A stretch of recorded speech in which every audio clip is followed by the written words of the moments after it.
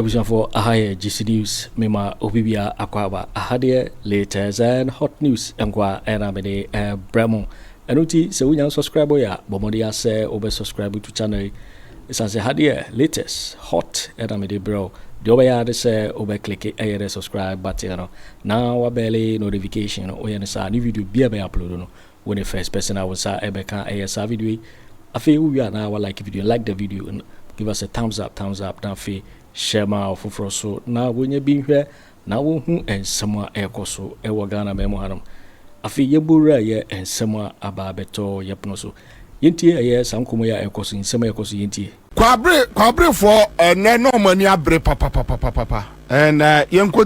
hwe de course wo kwabre and omo press conference kese a omo eyeye ewo kwabre and I know Akufo catch on says some beto abana ama NDC ono mfa no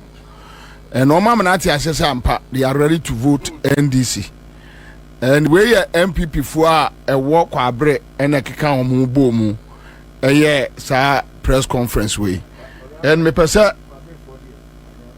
fine if you abrem ekwano bonwe ye twem a bridge dipa nko edipa ma na nto aman ne kwabre man wie kopem Ghana man nyina so ni so Yesu ni se ene obi ade bosan na ye adwuma kovijo beda de en ka che yense yema no anwea abra oman pendis kama nso fama yakwa woni en penifo betinase na no anto afoma penifo ti ase asre antosere school had mistress ho what the school na sa asema no what the school so be school nyina rose dia ma wo mo etu anwea ene ukwa school site wa otchere galamsey site wama antoaman emma ne mema omabo container e wo street so wayi ni nyina senti so baba ya tan rose dia maye ya ne mokase emu ma bebre agbagba committee for dia san so mu da china so pe ko ni yeye mo mututu mu container ayehwebu ada kwabre ye ni ma ne se enfia na bia ye gata ade maye ye de ye sefata ni gata ye ka ma Ghana mampani na dan Kwaku Addo ati ase se ye nye oman ya sebi prediasa gata na chafata ye owura kofi job ya kam waswati kwabre man ni antoaman ya ma na wache ya nua wabetuo ama ye school no ayabasa no ayabasa enam so man ne tie kakra ya obi anya kwanhia nyame amfafi akwahore ni kwanam emfutroti asambia wo so beka kire ma antoaman eto ya sum tu akoma so no sade wade ya eyira ya ko gina verikasi ya so se wo ba hwe no yeso antoafo ade hie yesi ye hu butumtu ani yerim kwanso ya befa so yetie bia ka area Ghana man nyina yama aban o ye bata de ma Ghana ti asese na do dan Kwaku Addo wada NPP amanyaku ano a ehwe Ghana so ma panin wodi ye hwammo wodi ye wu wodi atu afiase abra ye ne na masase so ani sai enche ana obefa ye nyina ye wura ya de nyina Asante man nyina nya akofo na sie tu Asante hene ne ko buankra so be buanka inland port de amaye Asante man madawroma mumpe ne kwahwa de ye eja ho asai atete apansam ayebasa yewura na se tu Asante hene santeman nyina ni kosia wose wotu am Asante sem hian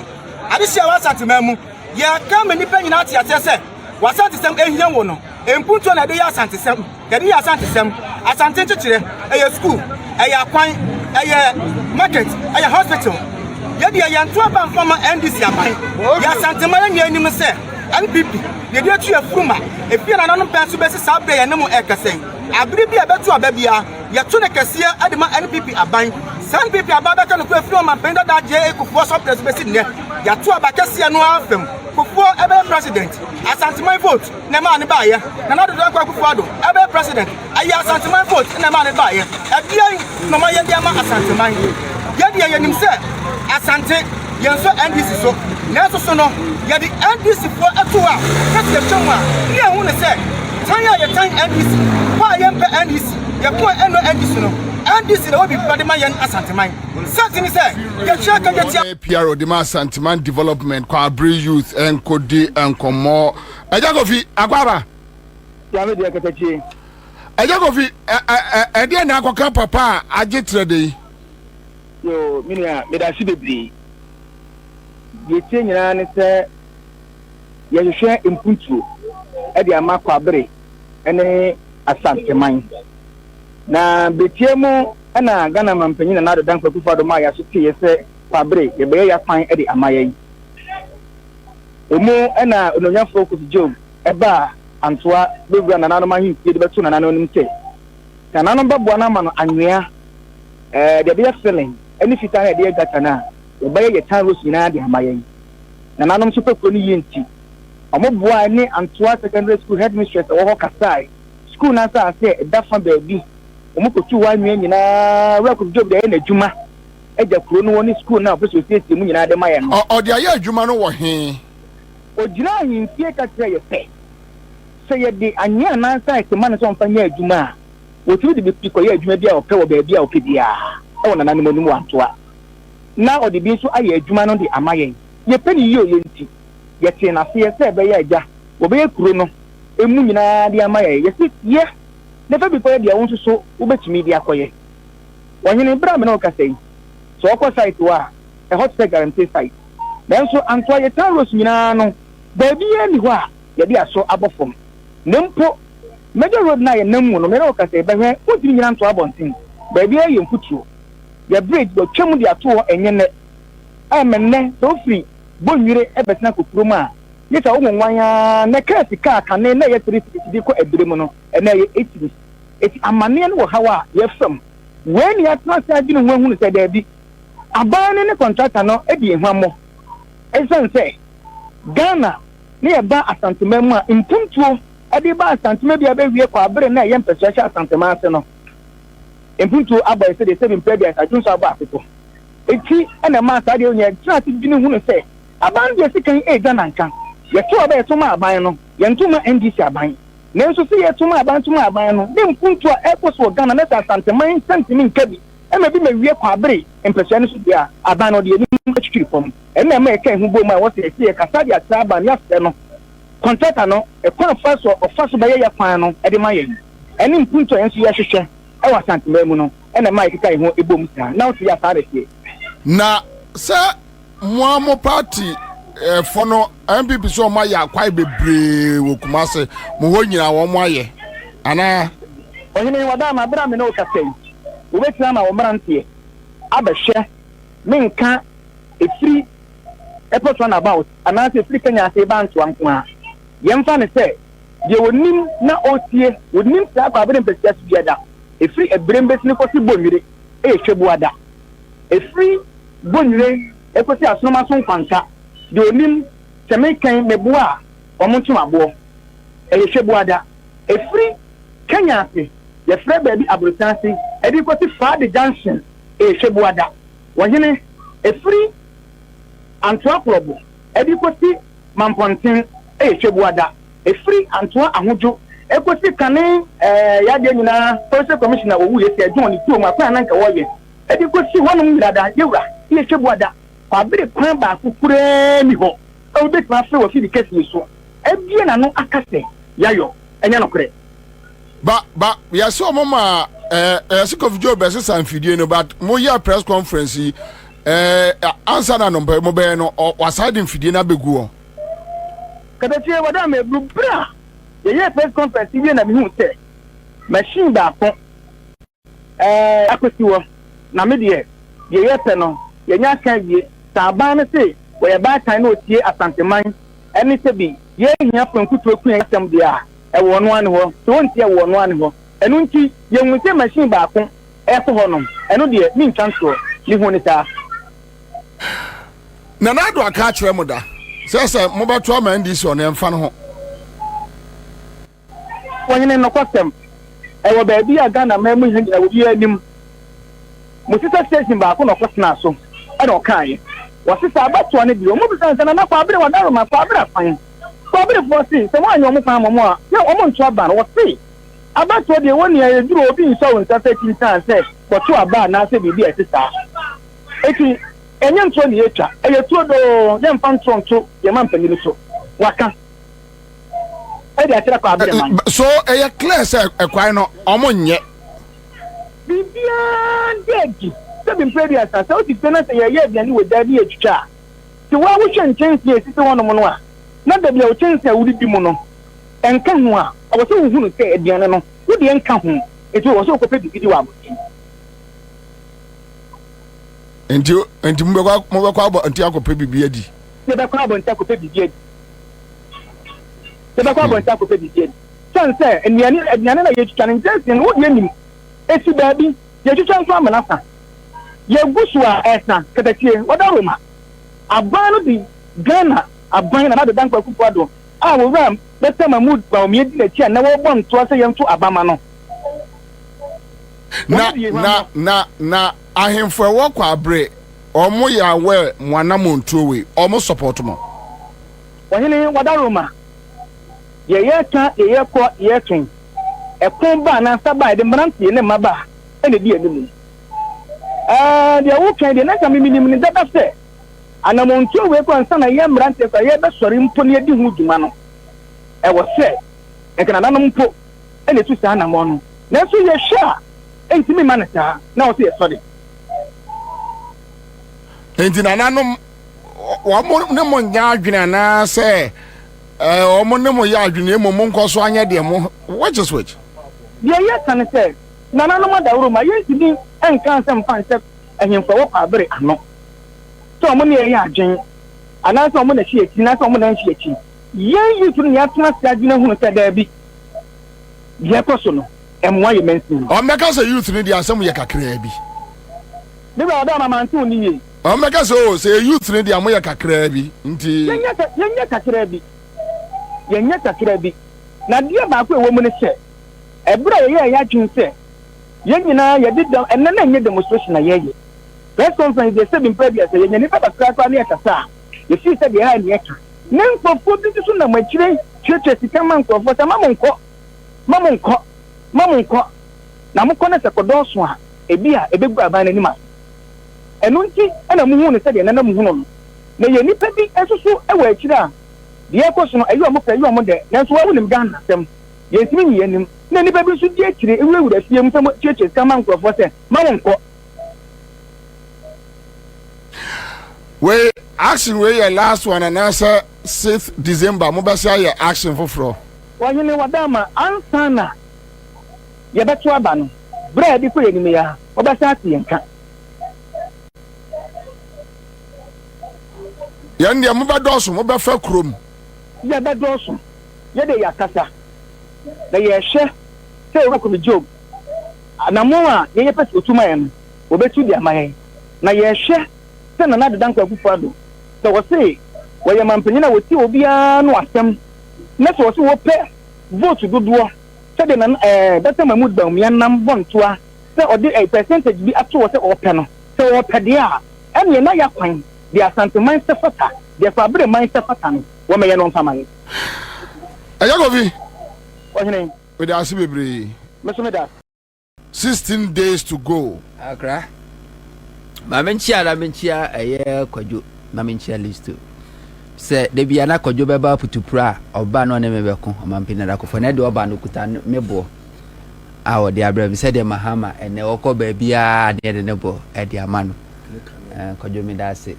list we de o join the church na che because bia na ekeka kono onro won se wanje mu a apostle ni sambebu ene ya funuboni nim samasa ande no so ntse papa boni bako ye onye boni bako papa jom boni wontim dada bacha kasa boni bako be no ye banana meshe men samase no minua bako kumase ashtown since 2004 sha se to aba on to aba ma NDC da na ne nansa mo no frame no say NDC parliamentary candidate o woman share south ejuma oba na ye no yes into obeto yes obeto naba into ono na J reta amonu ya ne din ye reta amonu Gyamfi a entry yes ona J ne number ana o send de maame se me mfre na mana baso na ejuma wo ye obeto aba de amanti oba pa reta amonu Gyamfi a entry a wo ye parliamentary candidate NDC wo ye menshia south koswa na ye adwuma koswa na NDC for de ofa memma fa ma obi ahofe nimdie so mu obi hwe professor Jinano Opoku Agyeman isubi ni Ghana isubi ni ho hwe na oyelita hwe Valerie Soya Anti-Valerie, Patrol, Obi say Elizabeth Ofusejare. Obi ti say Mami Jifa ye be crowd ye hwiri me Jifa Gomashi na ehwe obi ti say Dr. Mary Ewisi we dey hwe mana me bobo mudin no hwe mana bobo mudin no na fatwa so a na akofo obi ti say obutu nana hawa kumsin hawa kumsin wakofa amasi we mu ne ma no a Akufo Addo ka say ye wo ma enti nana we will not even go there na you see Ghana for aka 16 days to elections mekoso aka Ghana for bio sa battle so won sunso yento abasa keke so kudi line no mu ne your verification na wie ne te ballot paper mana kudina da kan mu na oba be timu a it takes less than 5 seconds now the team 5 seconds na they take a decision na sa 5 second decision na we take no we wie na bon so ayem fom so a sa kwanya be sa ba mu akra mfom so no we be hia mfie 9 mfie 9 no wo mu bosume pode du nwotwe aduana nwotwe 48 ewo mu na wotwe mako ahanu no nwotwe 208 ewo mu enafua mako apem ne ahanan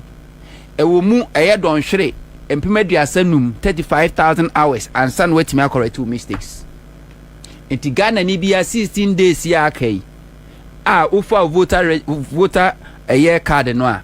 me pacho twenwa adwin kwa akire 8 years ago said na wabrabo esitie ya papa no mu amoto ade ewo kantamanto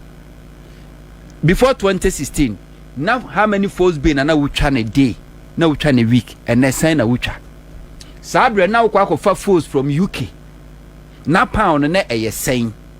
and na pound eyesen aboso kan for they so kodo aboso kan a shops ni bebre ho no mu ana na omumbie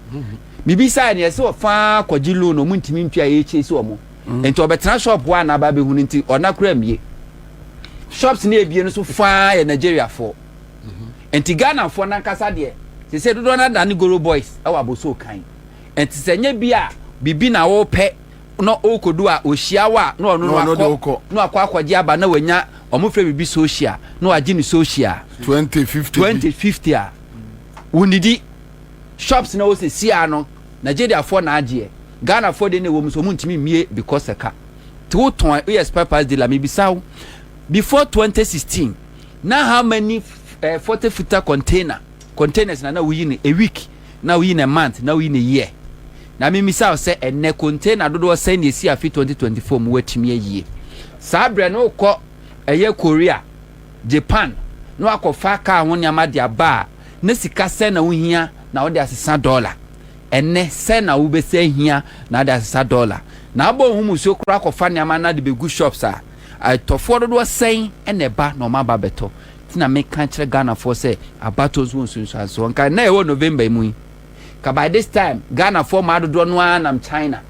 omoni ama omokofa de aba bronya obetesi bronya ni ama ba nka November mi ke ashasi abonse TV any radio jingle na nkrofo pro ebo omoni ama pro Christmas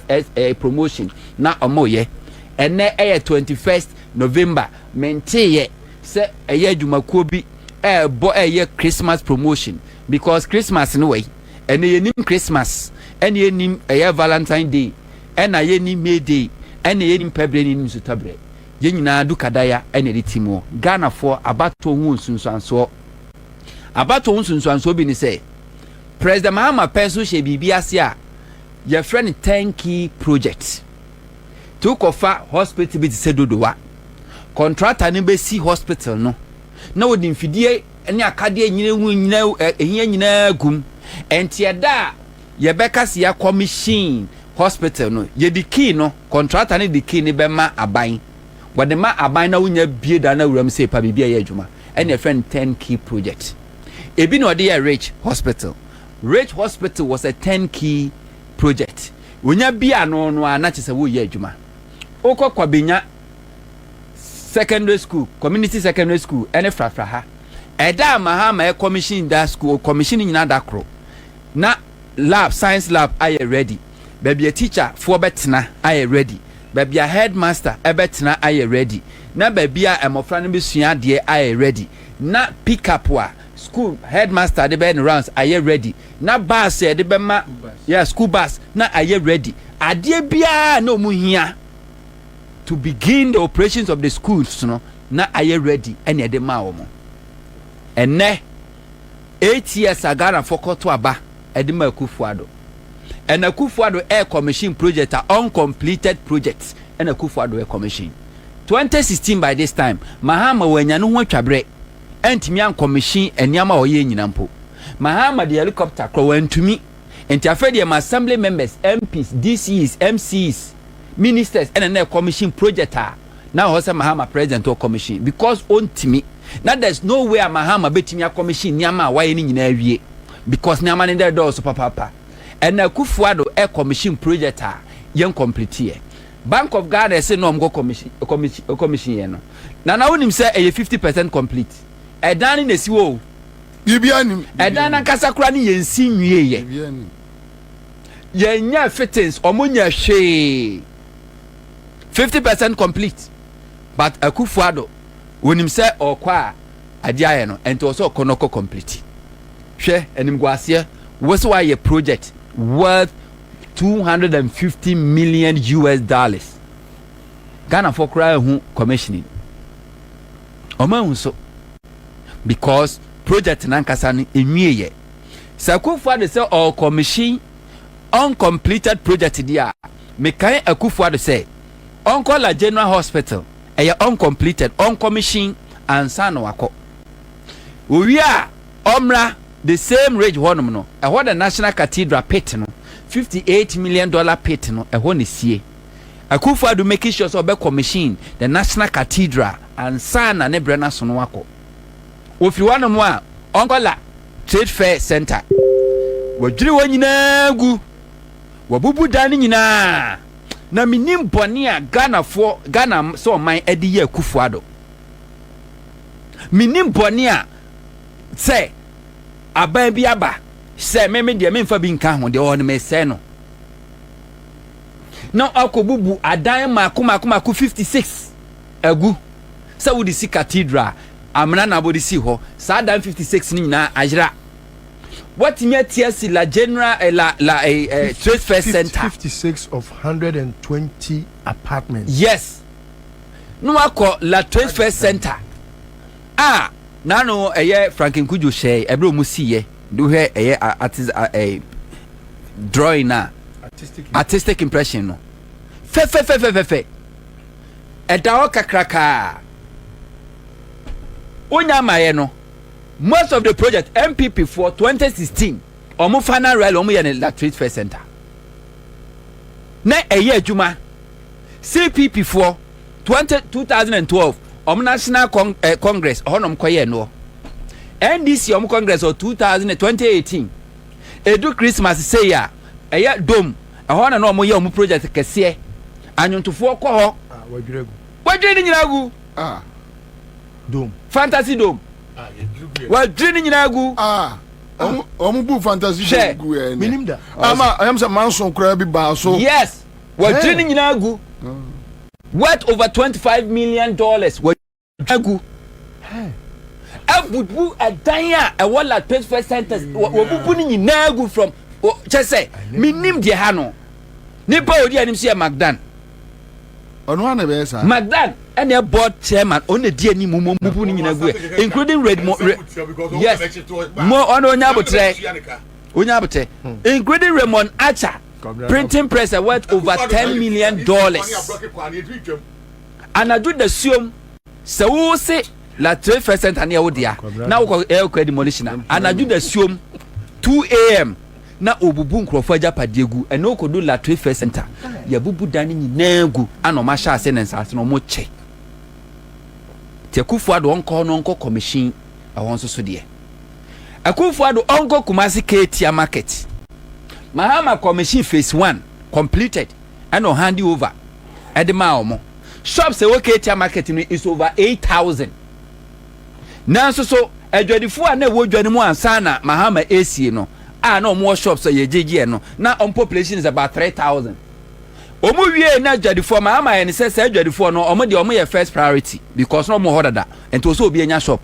NPP for Timmy Church a year shops 8,000 and the nipa 3,000 be any be. Ewo Kumasi. First phase, second phase no. Esiwo Akufo Addo make sure so be commission Katia market. Second phase na ansana ne braso amo atimi akọ. Ghana for ento abasa keke. Owo say Ghana ni bia tenase. Na wo dwen e kan ba bia ye free ababedu ha sei. Omampani Kufuor asem.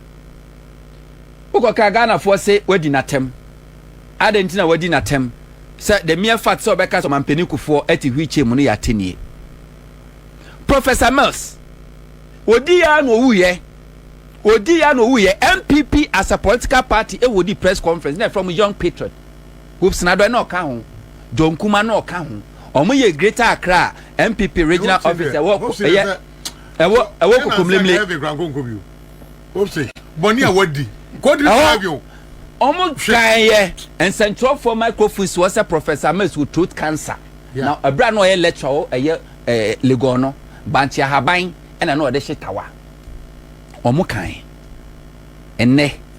okoka so Omampani Kufuor te hwiche mu a eyemusuo edinatem Omampani Kufuor se Bawumia eyo benfo nanim ni nachi Ghana ha ne su bi mada ona discover Bawumia nyina no wanya Bawumia the governor of the Bank of Ghana mu were the deputy so onim se ona ben ena onim ade a obetimi abo wa adentina wanya Bawumia the governor of the Bank of Ghana ne mu ye ne deputy because ofri se Ghana for ya bodam yinim nyansa wafefo Omampani Kufuor won chen Ghana for a omotena hwiche mu mirwafo ne kwakrofo omotena hwiche mu emachi ye de ko Ministry of Finance eko protest for what omuko protest because ono ankasa na dwuma waye ni sika watiti ni mobrimanya no akwa omegiem no de aba abambosia na wogi ses kana koto aduranom ya mfama no amemu 900 the latest one eye Michael Agyapong of Karma companies papa way aya investment for 30 years ekuta one of the best pharmaceutical companies in the world World Health Organization standard aya investment as a visika towards the retirement for 30 years ubaya baby anisika gu bank no agu no ugu bank na wamfa nisika ama no de ode bo besia so ma abanya eno so wasa for wamfa ama no uwia na wasa the Ghana Revenue Authority for asa chesi no se Net2 wontuae now the ECG for chesi no refie udi chesi no na dwumam ama papa di ahomete obebon obeka na kochem tire Ghana for April October November na papa ni funu da so 900 of this a year pensioners and because of a year domestic debt exchange program sa Ghana for me wa for kwakrafo including former Chief Justice eye so for Kufuor a omko ya mti hwiche mu no debi o kasa omo de omo ti hwiche mu ya di omatem Omampani Kufuor hwiche no e cha omo de no the only thing is how de no bo be yedin ba hwiche bia e hwiche senya so ya former president etua wo ka kam ye very sure sa wo be kan sa Ghana for no a omko ye no ho na sa wo so wo dwen Ghana for ho a enka sa nkrofo no wonwe wo mo ho why na do medu sa mpempen so no Bawumia babia Ghana fa economy ni di free ye wo Omampani Kufuor free abam no agebosia euro bond $750 million when tua ena free abam Mahama free abam no abofoto de ato sinking fan edisika tum a 2017 edi tua busa won say ene Bawumia oye head of economic management team for the past 8 years and wodi ko na wie ye no botia ben e ka ben na wotua wontua not even no afọ no kwakrafo a yedo omoka Ghana wontua na akoka na akoka yesi wadi Omampani Kufuor atem osadefo Dr. Kwame Nkrumah a ne fapem ene ye oman Ghana NPP fo gina simpie so daa dinatem NAPO ni wafa ene Kufuor NAPO nyina simpie so nka asem bi omrako a onkwaje futu Kufuor ho asem bi a NAPO aka bia ye Kufuor futu enti na wonti sɛ Kufuor condemn ne da no wɔsɔde a ɔde ɔsaagye fo Dr. Kwame Nkrumah nim na etwi fam because ɔno Kufuor na kasa nya kwanya kora saa na ɔbɛyɛ na wo de Ghana for ka kyerɛ wo sɛ wo ba bia wote no wote hwiiche mu obi kura ne pushiw waduane Ghana for na eto electricity Ghana for na eto emre nkwa a wudie enwa tope enya bunabunu a wo wie no Ghana for and once I won't be no wonim ahokyere Ghana for kom wo free say former chief justice Odani Antobro Antobro ene wo 85 years wuti wiche mu omampeni Kufuor ene wuti wiche mu awonya adwuma wo see $1 million mansion ewo krom ewo Asante region $1 million mansion ena wo see ewo krom adwuma ben na wo ye because eye NPP ene te so de discard ebia no de brew ka wa de wasi mreko billionaires and Kufuor only businesses in Ghana omo business a collapse omo de adwendwi ewu no wuti hwichem at the age of 85 years see $1 million mansion ewo krom na security na je obi more than 5,000 unze wo man akese om pushi ni keke gbagbagba no onsene Sofia Kufu former chief justice awotena hwichem Sofia Kufu no oti hwichem ene pushin de no ekotena awiaso ewo ministry yes oti hwichem Sofia Kufu not hwichem was she and then kokotena minister of finance no protesting for what ono ankasa hard earned income enti Ghana for babia yaduru no yesisa kokora fere oba kokko kokora fere ne so oba kokko kukumu a yesu emfere se de asawa beshim to peso ka che me say ye kwa kobo match kotokode has na ebo na ye o senior player bia wa retire na agokense no wa den last me injury time also me wa experience in Zimbabwe sinu abo wa retire o da meba na injury time ento me wa experience no ba beginam na udu one man na Sule Muntali eja mo atwam because on twa because we penyin enti me attack ntu do onya see field no so a dribble ball no sa free u post na ebehye neko my defenders mo bia tackle mo bia ntwawo mo bia fa no nka because we a senior player but mayele dia ubetwaro mayele and ubetwa no what be that ye ko ne pepepe ti Ghana for ye nyanka se trans ne ahwe asetena mu a ye ne mpempenso a Mahama ene andis for the Ghana edruye ena me no ka se ye dundum kane a ye mo bia amane independent power producers apart from the madundum no almost have be shut down 3 plants. With all this, then you tell me to vote for Bawumia. About them. Almost say ba bedum no 3 months to election yet to electricity mutu nsuom President Kufuor so hu ye Akufo Addo Ghana for nsuo and electricity bosume miensa free no dem Ghana for tua ho to over 4 years egusu ye tua COVID levy yeda su tua. You are not saying anything about it. Now be catch say Bawumia what the Ghana be do some pempensway. Mahama left economy Ojaba face. Mahama investment Mels Mahama $1 billion Tróuble gas processing plant. Basically go be fear Bawumia sesi wo. Kwana kwa Bawumia fie. Mango their hospital. No branch on side right. Udu mango so branch on side right. Uko be 1,000 meters ya. Efie Rashid Bawa. Efie no na sase no Tom and efie no bubu ye. Obugu ye no sie. Efie Bawumia si enra. Na sabi da na mani mo yumre no. Ya wa matrem. Jafie no. Oboa danya ne dia. Waiting for winning and someone about beto yepono so because say we nyam subscribe ya bomodi say obe subscribe to channel sanse had latest and hot news in kwa and amede bro afi we are now like video like the video na afi share ma ofofro so na we nya bi hwe na wo hu de ekoso ewo Ghana memoa oso betimi a kire wadwen afa eye and some we nyina ho ewo comment box ni mo beti minka bi in my next video. Thanks for watching. Like and share the video. You can also drop your comment. Please don't forget to subscribe. Click on the bell to turn on the notification.